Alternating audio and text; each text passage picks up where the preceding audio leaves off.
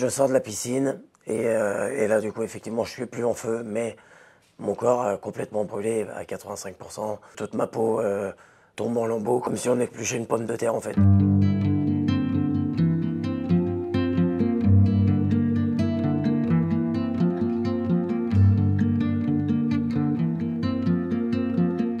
On devait partir en week-end famille sur la Loire et lorsque j'étais en train de préparer le bateau, j'étais en train de faire le plein d'essence du bateau, j'ai eu une fuite d'essence. Lorsque j'ai découvert ça, j'ai machinalement, instinctivement branché une petite pompe pour vider l'essence.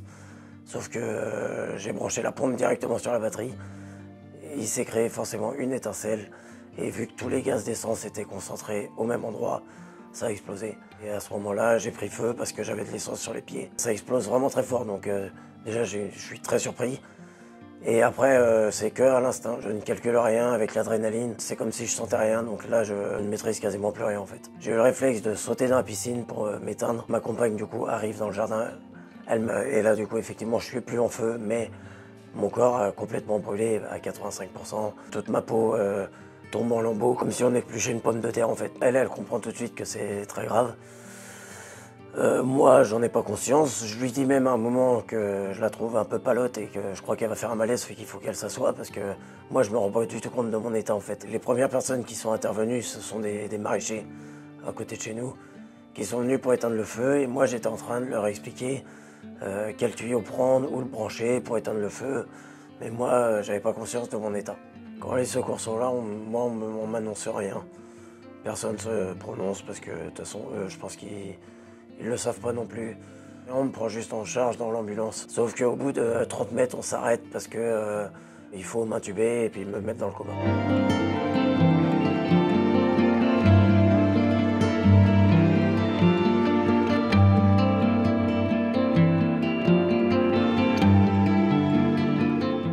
On m'a expliqué que c'était de la gelée qu'ils prélèvent de la peau dans mon dos principalement. Et cette peau, ils l'étirent 4 fois pour avoir une plus grande superficie pour pouvoir greffer toutes mes jambes. Ma greffe a eu lieu le 28 août et je suis sorti le 9 octobre. Donc je suis resté encore 2 mois au CHU. Le moral, ça allait à peu près. J'ai eu beaucoup de visites, j'ai eu de la chance d'être sur Nantes et d'être proche de mes amis et de ma famille. Plus les jours passent, plus je me rends compte que oui, j'aurais plus la même vie qu'avant. Il y a des choses que je pourrais plus faire ou que je ferais différemment. Je me rends compte aussi que j'aurais pas de graves séquelles. Et du coup, ça me rassure. Je me rappelle très bien de la première fois où j'ai vu ma tête, mon visage dans un miroir. C'était dans l'ascenseur au CHU. J'étais un peu choqué parce que bon, j'avais pas du tout la même tête qu'avant, effectivement. Et mon corps, je l'ai vu progressivement parce qu'au début j'étais bandé de la tête aux pieds. Et au fur et à mesure de la cicatrisation, ils enlevaient les bandes, donc ça a commencé peut-être les bras, après le torse et ainsi de suite. Sur le coup, ça m'a pas, j'ai pas été choqué plus que ça parce que c'était encore en cicatrisation. Et maintenant c'est plus difficile, j'ai plus de mal à l'accepter. Au niveau de mes bras, les cicatrices sont quand même très très voyantes. C'est pas les cicatrices définitives, mais c'est un peu plus dur maintenant à l'accepter qu'au début.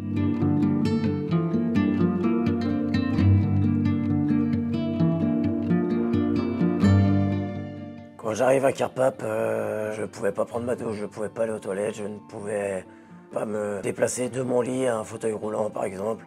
Il fallait un transfert avec un filet. Aujourd'hui, il y a encore quelques séquelles motrices qui vont sans doute durer encore, c'est pour ça que j'ai encore à travailler.